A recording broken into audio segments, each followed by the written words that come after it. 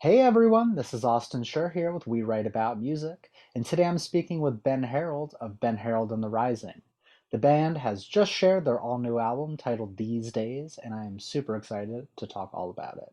Ben, thank you so much for coming on today. How are you doing? Thanks for having me. I'm doing really well. Thanks, Austin. You're very welcome. What part of the world are you in right now? I'm in Milwaukee, Wisconsin. Nice. What's going on in Milwaukee these days? Well, I guess there's a Brewer game going on. Oh, yeah, yeah, playoff time.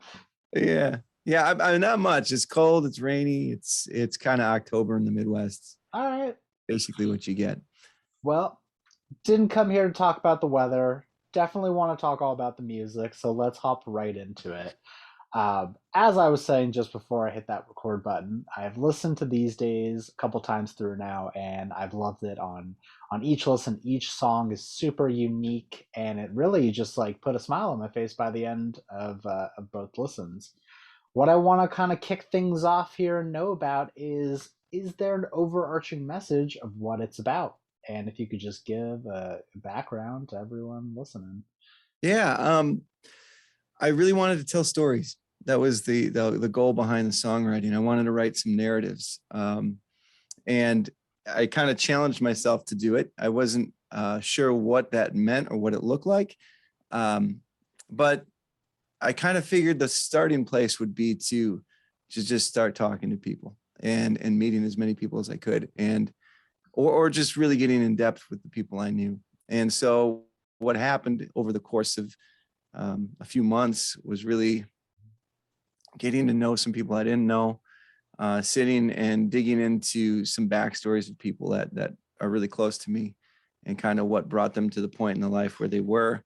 I spent an afternoon.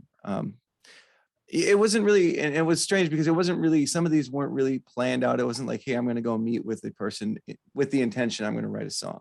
Sure. So I don't want to come off like that, but it was this idea of maybe just being aware of the fact that I was meeting people and talking to them and really trying to listen to who they were, and just being aware of what they're saying and what's really going on. And I think in a sense that more or less inspired the project.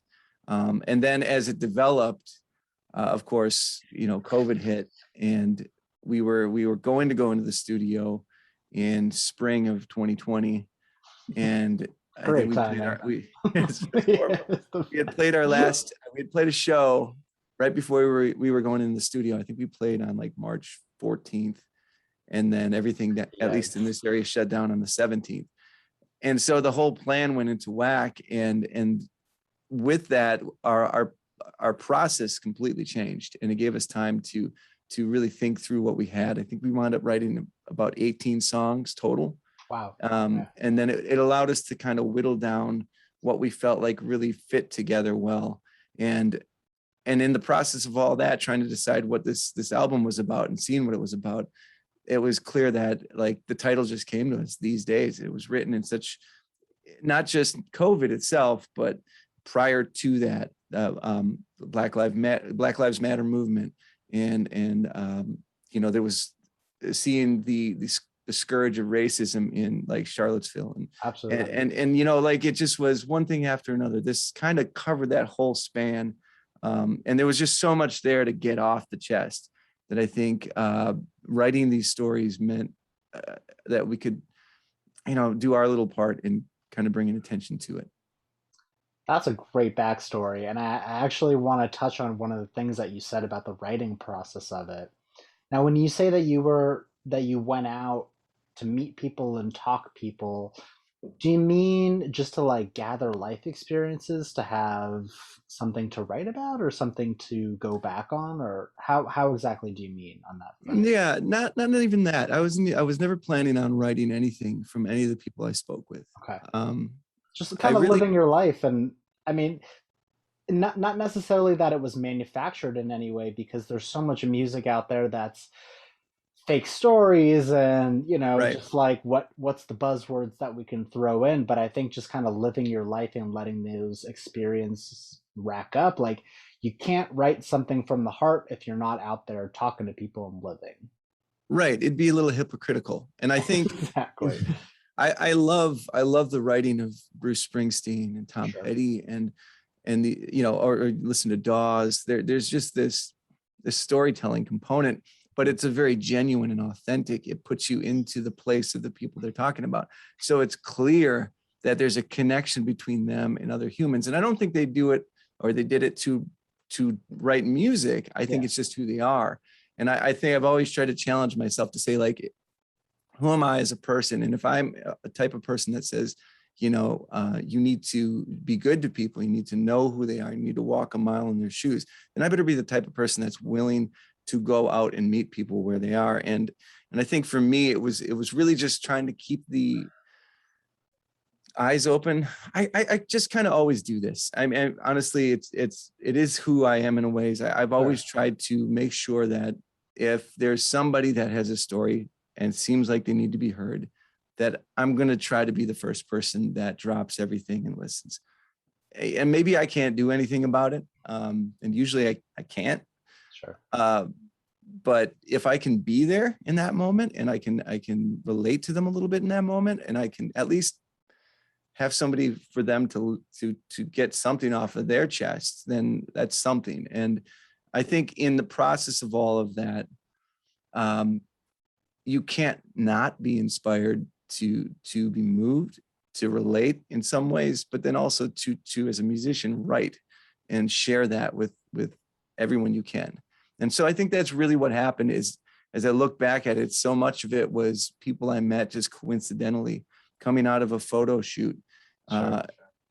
I remember I'd parked my car right outside the door, thinking, yeah, I can get out of here right away. Normally you can't get good parking. I lucked out, come out the doors of photo shoot, and there's two homeless gentlemen standing in front of my car. I'm going to be here for a while, and that's great. Let's go have lunch. Let's go talk. Yeah. And so it just turns into these types of things that I just find people very interesting. I find their stories very interesting. And I've never challenged myself to write in that way. So it was sort of a bringing together of two areas of my life. And with COVID hitting and then the world just being shaken, and I think it's still shaking, you get this, you get this whole kind of mix of what I could only explain as these days. Right. And I think on the songwriting front here, you've absolutely nailed it. There's a real genuineness that comes across. And I think just being an artist in general, no matter what medium you're in, I think artists and musicians are just observational people that they see the world go around and they take notes, and then eventually it makes their way into their art in some way or another. I think that's true. Yeah, I think so. I want to talk a little bit about the production on the record as well. Sure. And there's just a lot going on in the best way possible. So obviously you are the front man, but I want to hear a little bit more about the Rising. Who's in the band? How did it all come together? How do you know each other? Just any of the important facts that everyone should know. Yeah, I mean, it's a little boring, but I mean, we well, I'll be the judge. I suppose you can all be the judge. Yeah. I mean, they're all good friends. Sure. I had played music with a few of them, and a couple of them had also played together in other bands. Okay. And so it was just like, honestly, I know a lot of musicians. I know a lot of really good musicians, have played with a bunch. But when I was thinking of the band I wanted around me, I could see the people I wanted, not even so much for how they could play. I knew all the people I knew could play well, and they're all good people, but I just could picture who would be the best band together. Like sure. who would really mix together personalities, stylistically, where do we lean and bend? And then also people who are going to challenge each other and me. And I love a band that tells me something stupid and we should try it a different way. Yes. Because it makes the songs better. And that happened a ton of times on this album. And it's a great question. You. No, there needs to be experimentation. There needs to be doubt. Right. There needs to be there's a reason why. Exactly. You're right. There's a reason why they're called the Rising. Originally, when I started playing and they were the band, even my drummer, who's, in my opinion, the best drummer that I've ever played with, and one of the best drummers I've ever seen. Awesome. He was even saying, "No, just call it your name. Do your name, and we'll just play." it got to the point where there was so much collaboration and there was so much they were bringing into the mix that I'm like, no, we need a name. Yeah. We need a name for you guys, because it's just, you add all of that. The song Walk Away was recorded already at one point, acoustic. We were going to add cello, violin. But then our bass player said, I've been playing this. And he starts playing his line. And in a second, we threw out what we had recorded, went back in, re-recorded the entire song. It became something completely new and better. And the same thing with a couple of the other tunes. My guitarist, Ken Zabler, he came in, he said, well, let's cut this out here. What if we brought this down, took the song from 5 minutes to 4, but made it a much more impactful, meaningful song in the way it was kind of chopped down. Yeah, I mean, these guys, they're all phenomenal artists. They all care a lot about the music. It's their own. It's not just my release. If I could have them in the room with me right now, I would. You know? They wouldn't want to be, but I wanted to bring up like the genre influences because there's a lot going on, but I almost feel like you've answered that question, and that it's not so much like let's touch on this, let's touch on that, but more like what everyone else brought to the table. Like it wasn't like, oh, we can have a fusion record and there's some country and Americana and some rock and whatever else, but it was right. more like what sounds good in the moment, what can we positively change. And Mm-hmm. I respect you so much as a musician for actually giving credit to your band, because you think about all the solo artists out there that would be nothing without their amazing background band. Absolutely. Absolutely. And I would be nothing without these guys. Totally. And I mean, yeah, you hit it on the head. They came in, we had an idea of the stuff we wanted to do, but from the moment we started rehearsing together these new songs, I went in excited because I knew it was going to be special, but I couldn't even imagine how special it was. That's the exciting part for me, is I get to put something down on paper with a guitar that sounds like exhibit A. They take that, and it's the fun part for me, seeing what it will become. And yeah, I mean, I would be nothing without these guys. They are amazing. And not just the musical part of it. Again, the people ask me, who's your big influence? And honestly, it is these guys. The band are my influence, because I've learned so much from them. Their perspective, what they're coming from, their musical influences are things I would have never leaned into. And it changes it, and it morphs it, and becomes something very unique to us. And so for me, I've learned more from listening to them and playing with them than anything I ever learned on my own. I think that's the key to life, is surrounding yourself with people that are better than you. Not saying that they're better than you in some ways, but I feel like if you're going to spend the time and the energy to make something, anything art related, and learn from people, better to shoot up than to shoot down. Yeah, for sure. And yeah, I'm just lucky. People say, how'd you get this band? I'm lucky. And I know a lot of people that are, struggling to find artists, and I'm lucky. I got good friends. So then going forward, and I don't want to take the focus off this record, but do you have any ideas of what you might want to do in the future for a follow-up? Well, yeah, we have quite a few songs still that, like I said, we record. We have 18 or so, but right. The writing never ends. I just always have been writing, and so we have an idea of what we want to do. We want to keep it open a little bit too, because I know there will be things, those nice little surprises that come up, and we're going to stay right along the same vein. Obviously, we have a style, but it'll be fun to explore that even more, because in a sense, this album was discovering our style as a band.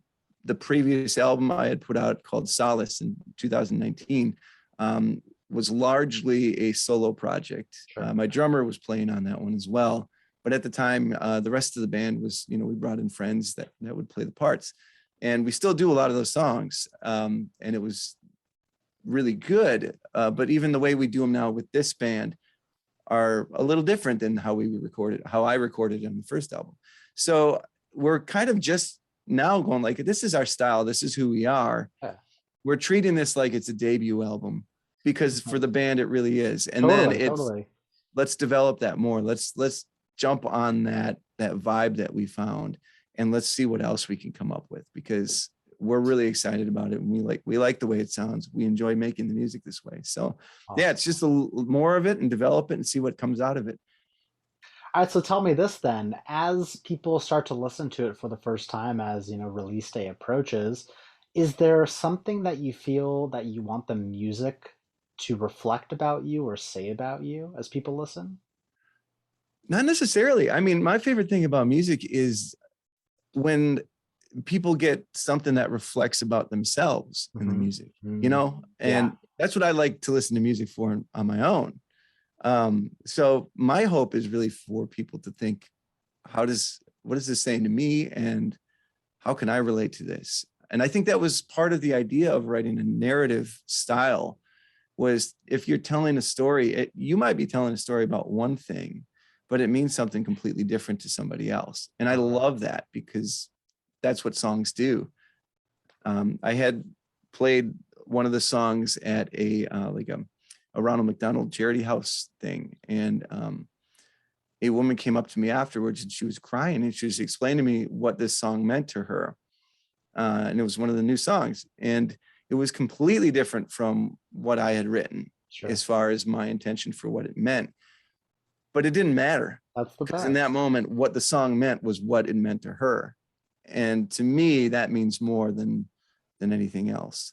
So I kind of let go of those things and just throw it out there and see what happens to people. Yeah, man. There's no more redeeming thing than actually getting physical face-to-face feedback about something that you've pulled from thin air, Yeah. and then Right. someone comes to you and you evoked so much emotion out of them that they're like you've captured whatever you were looking for, I feel like. Yeah. Well, and it surprises me all the time when people say things like that, because I never expect my music to touch people. I'm not arrogant like that. I don't. I think the arrogance comes years later when you're multi-platinum. You're just well, I'll look forward to being arrogant later. Exactly. But it's a little bit of like, who am I anyway? Honestly, there was a lot of things I struggled with in writing early on with the album, was, like trying to, just you worry about the little things, the minutia of writing. And it can bog you down. And if you don't just let it go and write the songs and let the songs be what the songs are going to be, you'll never get the project done. You'll just be blocked down in a quagmire. So you have to just write and let it go. And the songs will speak for themselves. And again, if it wasn't for the band, that wouldn't have happened. So throw it back to those guys. Yeah, man. So as we approach release day, and I hope that you guys will eventually get out there and play these songs in a live setting, is there one song you're looking forward to the most to either play live or for people to hear? One that is just kind of like the baby that you hold the closest to your heart. We've been playing these songs live for the last year. Nice. Which is great. Which gave us a huge heads up in the studio, because it wasn't like coming in making things up, and that's because of a lot of the stuff that we went through with COVID. So months, rather than playing them for months, that turned into a year and a half, and so what's fun for me at this point on this side of things is with the album release, playing these songs. Like we had a show last Sunday, again, seeing which ones really speak to people. Mm-hmm. And for me, I don't have a favorite. I know that sounds cliche. It's okay. But I honestly love listening to this album. I think it's the best work I've personally ever gotten to do. And if I was just a listener, I'd buy it, because I love it. And I love doing every single one of the songs. I don't think there's a show that goes by where we don't do every song on this album, because we all love them. We love playing them. Just a Ghost means a lot to me. And for multiple reasons. So that one comes to the forefront, and that seems to speak to a lot of people because there is a story that's pretty specific behind it. And On the Run speaks to me from a different level because first album I ever bought as a kid was Wildflowers by Tom Petty, back when I was, Yeah. 11 or something. And I Sure. bought it on my own volition. I knew it was Yeah, coming yeah. out. I bought it. And so I'm proud of me for that. Yeah, man, I'm you should not be. proud about a lot of Back other when, things. yeah, back when you bought an album, you just crossed your fingers that it would be good, Mhm. right? I knew it was going to be awesome for some Yeah, reason. And so for me, the song On the Run has a little bit of that flair of that album in it. totally. And but yeah, so like they all are just, and it's fun to have the band. Yeah. I joke with them that it's now they know the songs better than I do, because if I screw up, they really know I screwed There up. you go. But Yeah, the fact is, I love when we're playing and they go, "Hey, let's do Melody in Silence now," because they really love to do it, awesome. And Yeah, so yeah, we're at that point. I really love doing them all live. yeah, man. It's And I didn't ask to trap you into being like, oh, there's only one song that you hold the closest. I think it's more. I mean, like, because like I said, the album is great from start to finish, and I think it's a very cohesive listen. There's so you, many. I mean, there's so many artists and bands out there that make mediocre albums that you're meant to take specific singles and throw onto playlists and come back to those singular songs. But I think in this case, the album as a whole, it flows nicely, it sends its message, and you saying all the songs is not it's not the wrong answer because there's no right answer. yeah, and it's hard to escape. My heart's always going to go with Totally. full album because I feel like you can tell a story in a song, but I've always loved albums that tell the story Yes. from start to finish in the whole album. We tried to set this thing up like that. Exactly. So yeah, my heart's always there. And I know that releases are different nowadays. It's so stream Yeah. oriented and singles oriented, but if we can kind of have a happy medium, we can still put out the album and figure out the stream thing too. We're going to do all the work we can, but we wanted to do that. Yeah. Totally. Yeah, it is. I mean, they do mean a lot to me, all these songs. And it is hard to pick a one, but you It's all know, good. it's cool. I don't have So to. you don't have to, man. So hypothetically speaking, in a perfect world, what is the next year of your life looking like? Yeah. Well, we wanna build up as many of our followers as we can, because we would love to get onto a like open for a national act. Would be great. And then just kind of slowly move ourselves towards being the national act. Um, there's so many ways to make your way in this industry. Yeah, I don't think there's one super right way to do it. too many So ways. for us, it's just let's work harder than anyone, and let's be as good as we possibly can and see what happens. You can't plan a lot of it out, but you can work your butt off and see what happens. Totally. And so really that's what we're hoping to do. I remember that Taylor Goldsmith was from Dawes was saying that his mentality was always, what's the next biggest stage? And Right. so for us, that's the same mentality. It's like last year we played bigger stages than the year before. This year we played bigger stages than last year. Let's There you keep that go. going, because that just means that everything's kind of connected to all that. It's all momentum. It's all momentum, and you just got to keep pushing, and you got to Yeah, keep doing the best you possibly can, totally. staying on top of your work, all that stuff. Yeah, it's really that. It comes down to work hard, be nice, and hopefully the lucky breaks fall your way. It's true. Yeah, That's you can do all the right things, but ultimately luck plays such a huge factor into It really everything. does. It's getting And the then at the same writers and time, the you music, man. yeah, and at the same time, you say, you make your own luck. So Yeah, you do what you can in those right. situations, Yeah, but all the other things you can't control, you're right. The lucky breaks, you got to wait for it. You just don't know. exactly. Don't know. We'll see. We'll All right, see. Ben, I've got one more question to Sure. ask you at this point. Basically, the question is for those that are going to listen to you guys for the first time, and for those that are gonna, be introduced to you, what is an opening message that you'd like to say as you dive in? Oh man, that's a great question. I would say sit back and enjoy, because I feel like the music speaks for itself. And I've not met a person yet that doesn't like this music, that doesn't like these songs. And just give it a try. You're gonna love it. We're gonna entertain the crap out of you. That's what's gonna happen. But Yeah, I hopefully get the too, feeling they're going to translate very well live. I hope you come to LA one of these days.